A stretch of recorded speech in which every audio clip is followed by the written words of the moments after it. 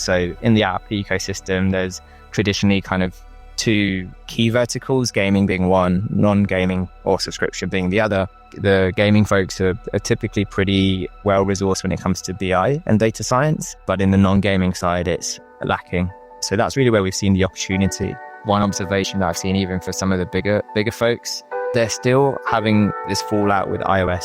We still see people very heavily reliant on Scan, but we see tools like Meta and so on that are coming up with alternative measurements. And there's a lot of really exciting things that we would talk about of what's really possible with data science and machine learning. How good can we get signals that are feeding these black box algorithms through predictions?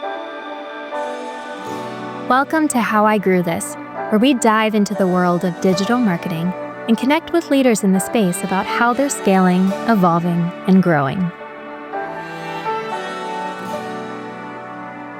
Hi, everyone. Welcome. Today, we're going to talk through some of the challenges subscription apps face and advice they can use to grow their mobile app. And Amanda and I thought no one better to invite than Shumel Lais.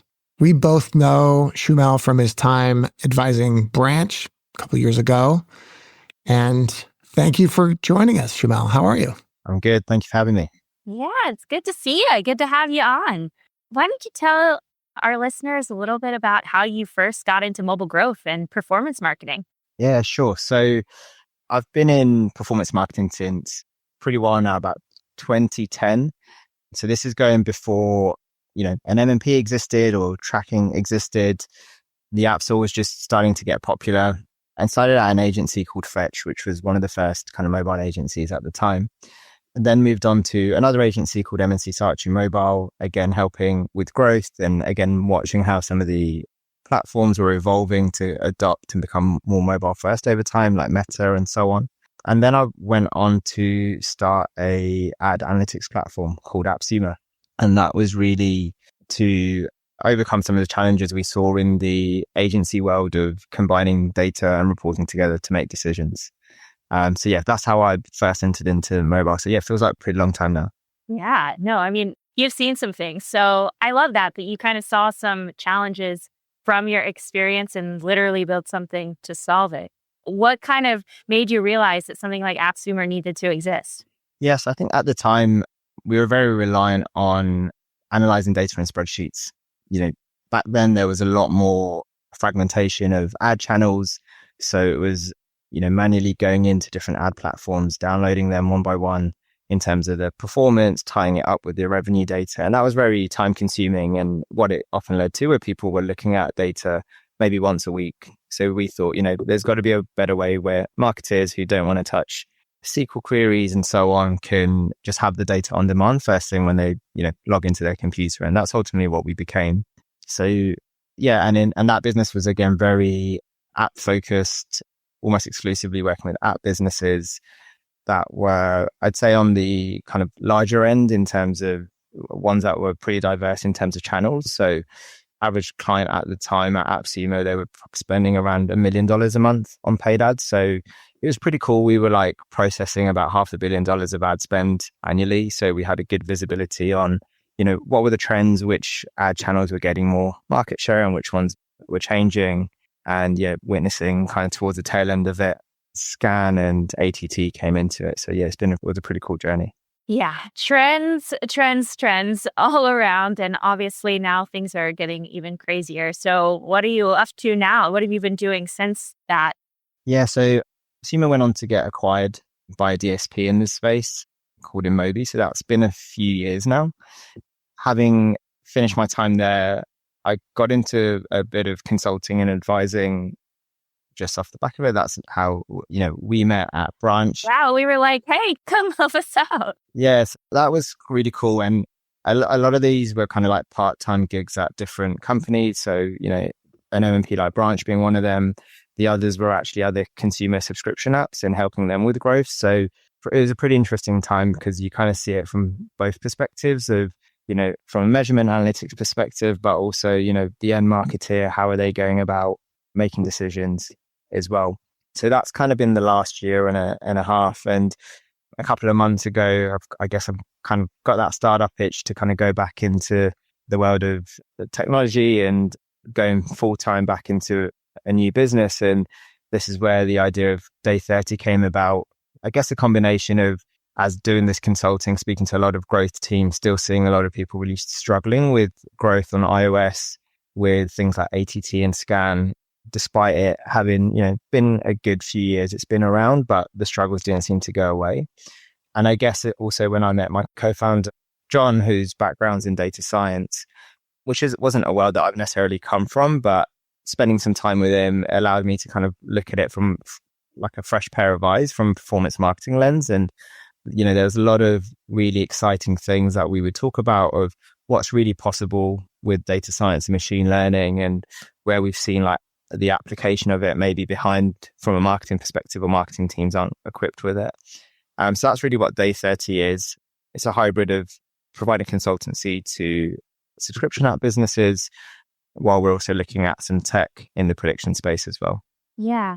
I mean, definitely the nature of this industry ever changing. But what I'm hearing as a theme is you kind of getting in, speaking with a lot of companies and really uncovering these challenges that continue to exist, and figuring out how to solve that with what it seems like is a strength in data science, and kind of bringing things to the forefront for folks. So you said you're still kind of working with apps today. What kinds of companies are you working with mostly now? We've kind of made a choice to go pretty exclusively on subscription apps. So these consumer subscription apps that are selling digital products and services using, the native app store in-app subscription methods. And one of the reasons, I guess, for that, one is just a lesson learned from running a business in the past, and having like a really narrow ICP at the start has been really helpful, and something that, in hindsight, in the last business, I wish we did sooner. And then the other is where we see it's somewhat underserved. So in the app ecosystem, there's traditionally kind of two key verticals, gaming being one, non-gaming or subscription being the other. And I think what we've seen is the gaming folks are typically pretty well-resourced when it comes to BI and data science. But in the non-gaming side, it's lacking. So that's really where we've seen the opportunity. And also just the funnel is also a little bit more linear as well. So there's some interesting opportunities there.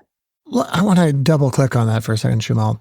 If I'm starting a subscription app, what are kind of the things I need to get in order to be able to get that going? So like, pretend like you're telling someone, at dinner that is starting an app. What do they need to figure out how to get started? Yes, I'd say early on, let's assume, you've got your idea or your offer, you've built an app, providing some kind of subscription service. The conversation I have with a lot of really early stage folks, and these are folks that are just starting out, maybe have spent some money on growth or paid user acquisition, or even kind of pre that side of things as well. And the first thing is always around getting your analytics and tracking and events in order. So that's kind of the first piece. So the more behavioral data that you can track early on, the better it's going to be to uncover trends as well.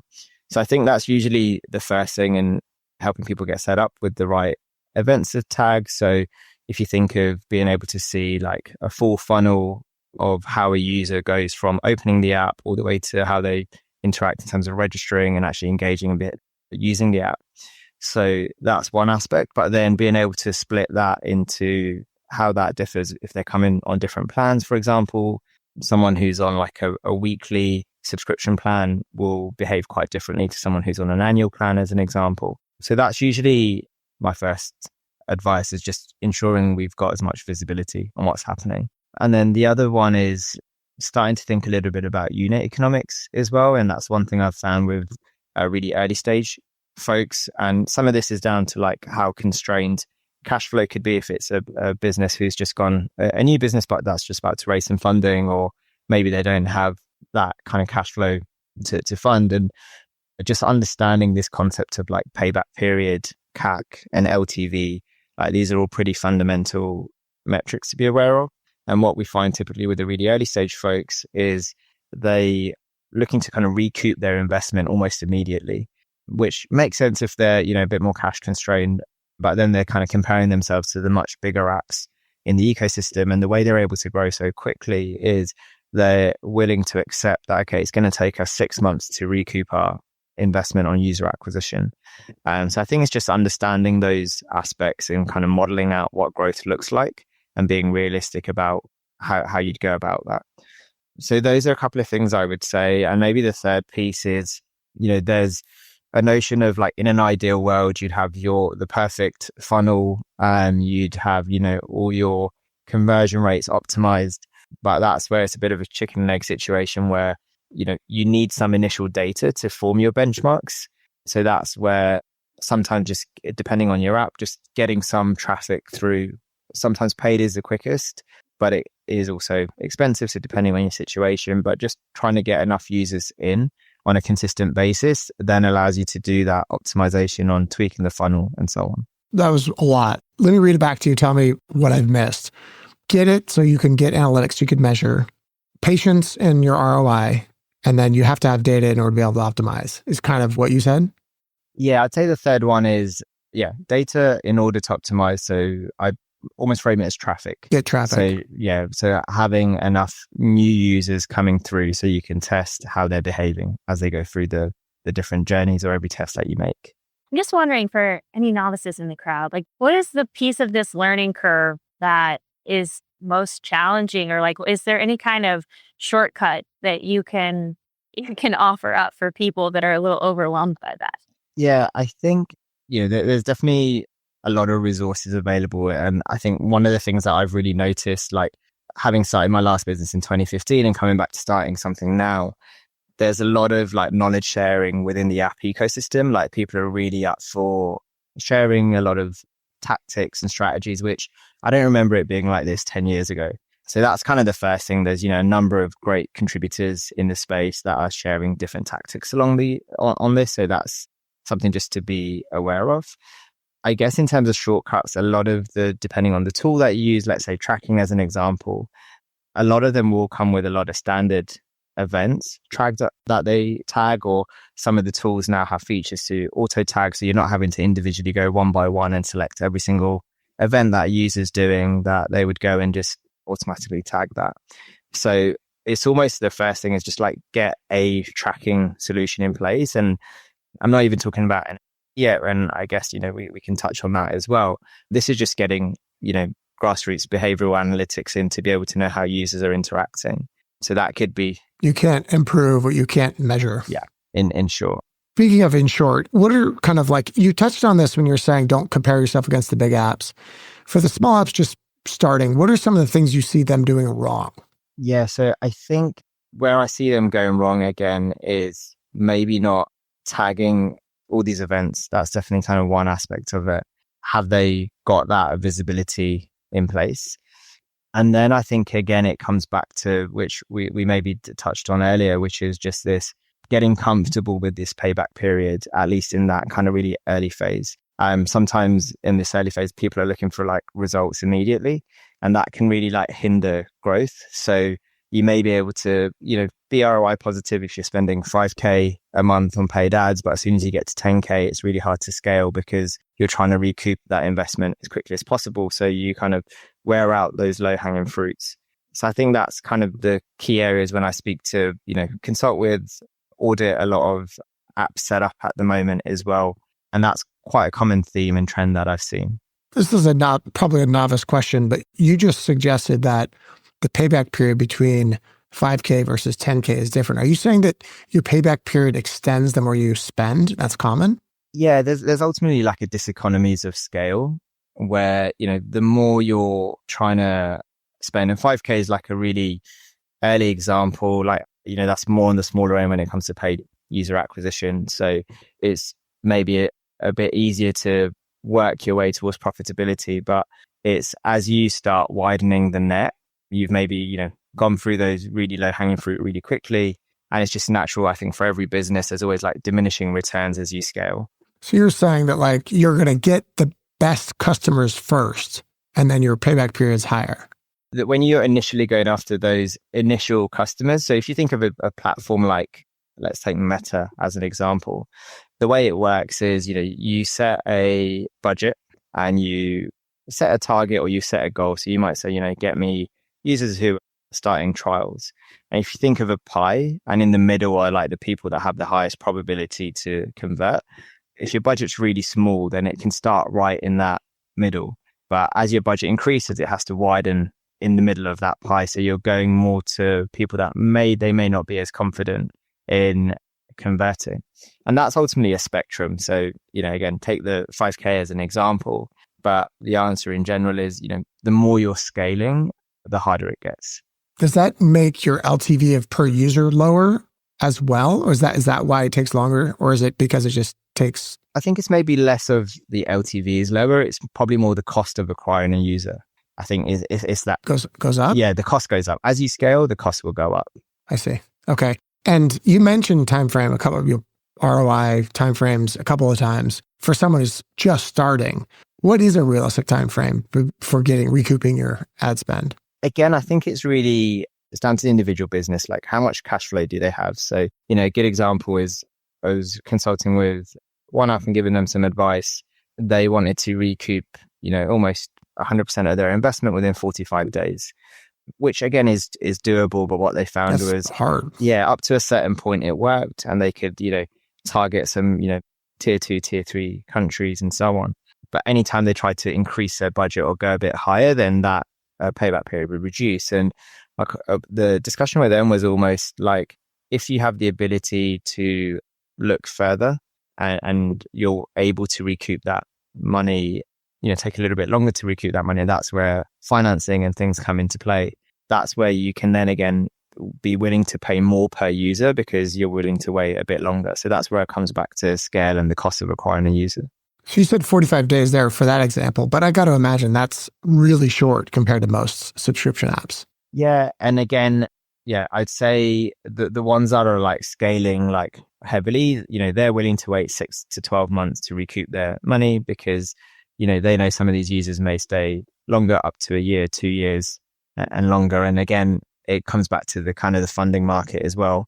I think what I've seen is there's definitely more... Whether you have the cash to wait. Yeah, whether you have the cash. And then what we're also seeing is even like VCs are now entering this space of growth funding, which is kind of, it's something that's been around for a while, but the number of VCs entering that space has been really interesting because they're just seeing, if a business can prove its unit economics, it's almost like invoice discounting. They're willing to lend against future growth. So that's another way that companies, an alternative route to funding that we're seeing. So not to press you too hard on this, but I know that the people listening who are just getting started would be like, what should I be shooting for? It's like, so dog food delivery app, something completely random.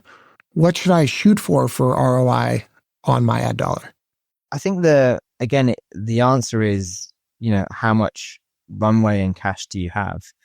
So what I've seen... How long can you afford to wait is the answer. Yeah. How long can you afford to wait? And what I've seen some really smart folks, like small indie teams that are doing it in a really smart way where they're trying to keep it really constrained. So they are aiming to be, ROI positive pretty quickly. But then what they do is they reinvest that excess that comes delayed into growing. So they're able to over time really grow their user acquisition budget. And they're just taking slightly longer to get there. And I think that's a perfectly acceptable approach. But it's just, I think, everyone being comfortable with knowing that, okay, this other competitor may be willing to wait longer. Okay, we've been talking about small apps. Let's shift completely the opposite of the spectrum and go big apps. First of all, if you had to bifurcate between scaled UA or scaled subscription apps growth versus kind of startup, what would that number be? And well, first of all, what would that metric be? Would it be spend? Would it be earnings? Where would that be? And what is that number? So we used to do these benchmark reports a while ago in my last business, and we used to categorize companies into kind of these small, medium, and large. So I'd almost say, and this is so subjective depending on which part of the world you're in and so on, but anything less than 20K a month of ad spend, I would say you're much more on the smaller end, indie developer, again, very feasible to get profitable in that space. Anything up to then, I would say kind of mid 6 digits. So up to 400, 500K, I'd say is like spend small, 500K spend a month. Yeah, it's still, and maybe, I might be a bit biased because of my historical context is looking at slightly larger apps. But I'd say I'd consider them still in the kind of mid-tier, mid-market That is in terms wild. of spend.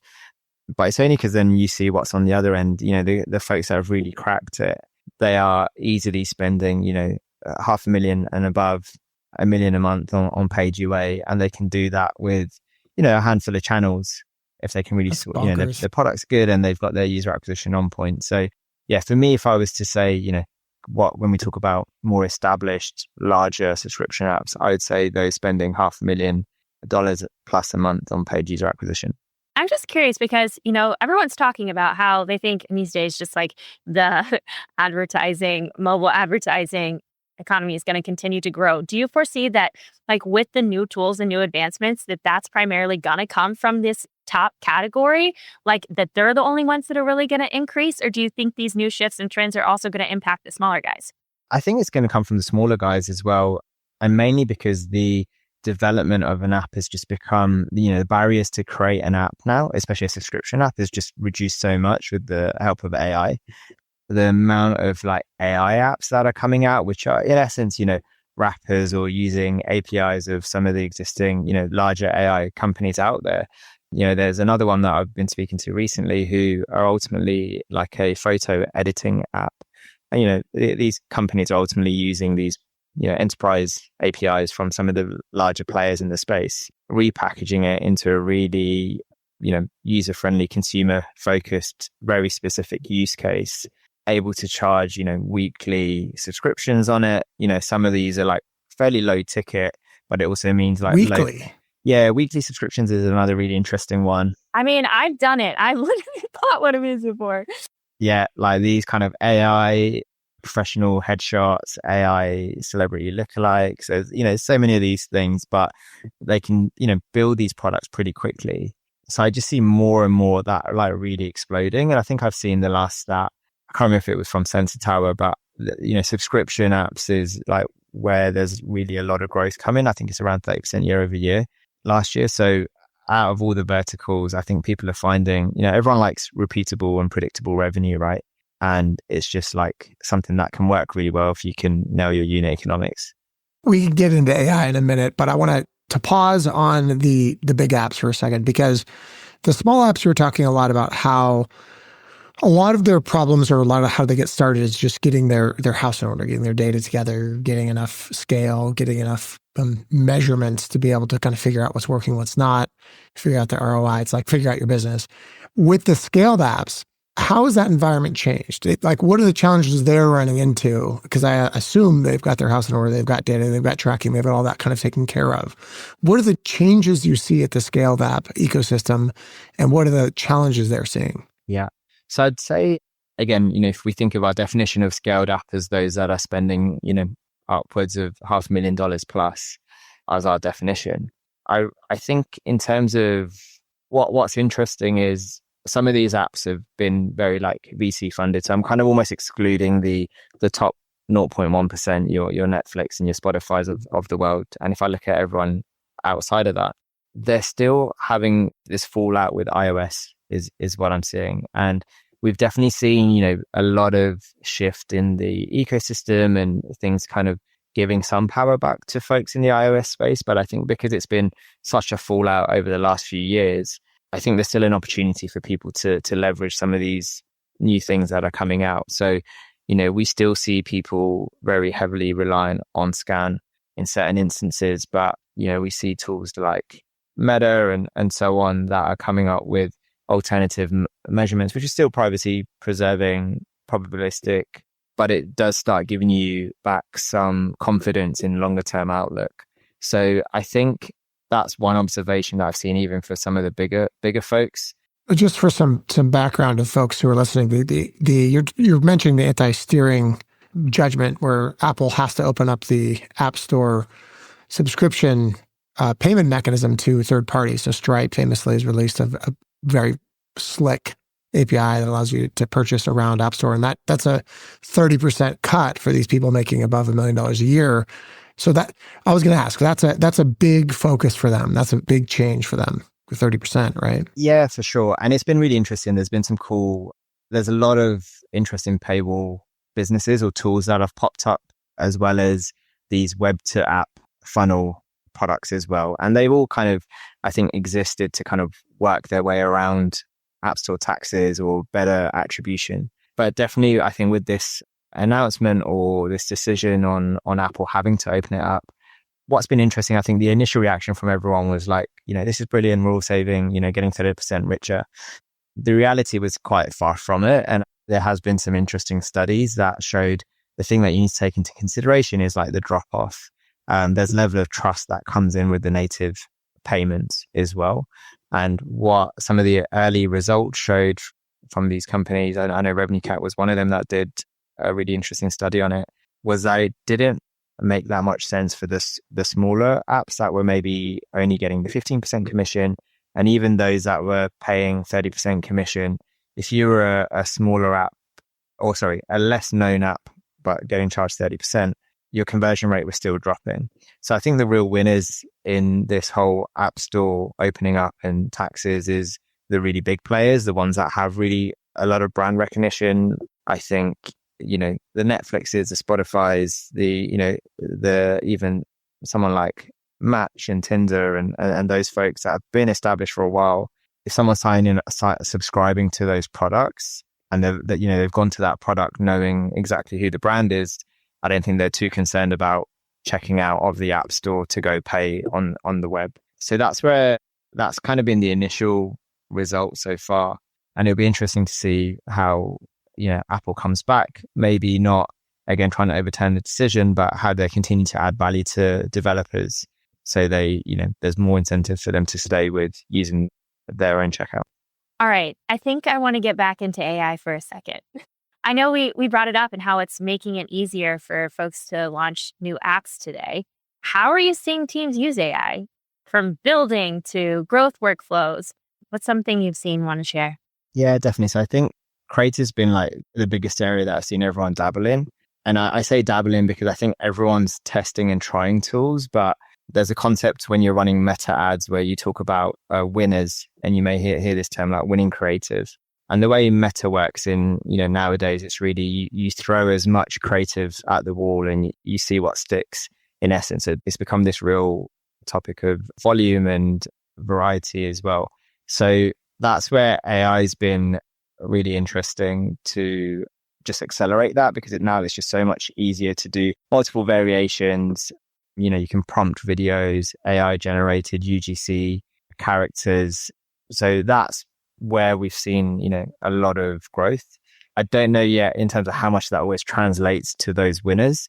And I think that's kind of the next piece that will show it's definitely speeding things up. How many of those winning creatives are really AI generated? But it's going to get there. It's only getting better and better. Quick question, Shumel. When you say creative, you're talking about advertising creative right there, right? To drive people to download the app.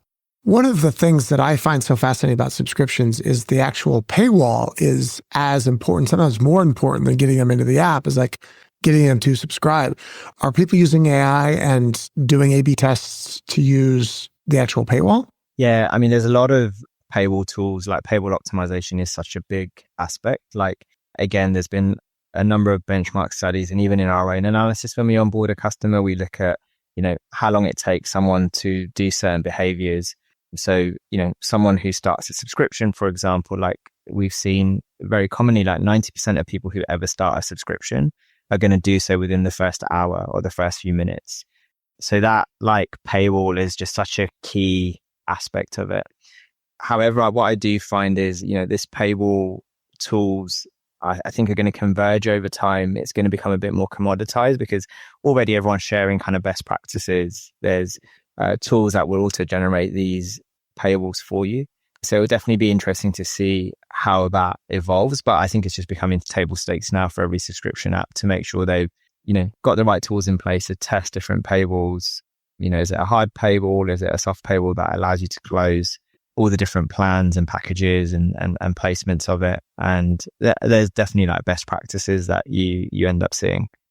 So I feel like the world itself is getting more complicated, but it's almost like because it is, people are sharing more and they've learned more, and there's these new technologies and new systems that really do make it easier for people to kind of make their way through and obviously lean on, advisors and all sorts of things. But I guess that's kind of what I'm taking away. But I also want to hear just what is your growth advice for subscription apps generally? Yeah, I think, again, it comes back to really making the most of the data that's available. I think ultimately, the proof is in the numbers. So making sure you've got your data and your house in order. Again, like right now, there's this concept where platforms are becoming so algorithmic, and you'll hear a term of like creative is king. Again, at the same time, these ad platforms are still limited to just the kind of data or the visibility of what a user's doing within their platform. And that's typically limited to about 7 days. If I think of something like Facebook, they'll optimize to what's happening in 7 days. But we know the real value that the business cares about is much longer. And we talk about terms like lifetime value, right? What is a user worth over 12 months or so on? So I think having your data in order, being really comfortable with those metrics is just helps give everyone confidence of how you can scale. I have kind of a random question, just a dumb question. We've talked a lot about data. We've talked a lot about ROI. I've talked a lot about the science behind it, the math. How important is the actual app itself? Could it be a piece of crap? Like, does it have to be a good app? Yeah, really good question. And again, it comes back down to what payback period do you want, right? There's certain apps that can be so like tactical and transactional where, they're comfortable knowing that people are going to subscribe for 1 to 2 weeks and then cancel, but maybe they're able to just acquire those users so efficiently. So it's interesting. It's almost like the hyper casual in gaming. Does that hyper casual subscription end up happening as well? So the crappier your app, the faster you have to have a payback period. And the better your app, the longer you can wait because you're going to stick around. So don't give up on your amazing idea, people. Yeah, and when you say payback period, you might be never, really. Think of all the lives you will have improved. Okay, that kind of reminds me. I mean, I have a friend going through this right now, solo founder launching a subscription app. What advice is for them? And we talked a lot about the data and all of this. Like, when do you start to run paid acquisition? Like, when does that come into play? Let's take a step back. Yeah, I think paid just gives you like instant feedback. I think that's the way to think about it. And I don't think the advice is, especially for solo founders, like go and spend, 5K on paid ads tomorrow. But it's just a really cool way to get feedback. And even on your things like your value proposition and your messaging as well. So seeing really like what's resonating, are there specific jobs that the user's trying to do that resonates better? Is there specific features in the app that resonates better? Or even also kind of like what's the pain point that it gets the most interaction? So I think that's where advertising just gives you that quick feedback, and those things can be translated into the app, not just for ad creative, but also just onboarding users and how you position your product. Right. So which is why the data is so important. So you can actually see the feedback of like who is dropping off, who is completing X, Y, and Z. That makes a lot of sense. All right. So what are you most excited to figure out at day 30 in the next 6 months to a year? Yeah, so we're pretty early on in our journey where, a few months into this, I've just been really impressed with like what's possible with data science to solve some of these privacy challenges and, unlocking those kind of further funnel events. So for us, really over the next 6 to 12 months, I'm really interested to see, how good can we get signals that are feeding these black box algorithms through predictions. And every week speaking to new advertisers, learning from every conversation that I have. And you start to see, certain trends and things emerge as well. Really excited of what the rest of the year looks like. Sounds awesome. Well, Adam, any final questions for our wonderful guest here? I mean, to be honest, yes, I could probably bend his ear for another hour. But we're already over time. And so maybe we'll have you back in 6 months to see how your journey is going, see how the end of the year is going. Yeah. And ask you all the other questions that we'll have in the meantime. Brilliant. Well, thanks for having me, folks. Thanks for being here. Thanks for coming. All right. Thanks, everyone. Have a great day. Thank you so much for listening. If you like the show, please leave a review wherever you listen to this and share with someone trying to grow their career or their business. Until next time, keep growing.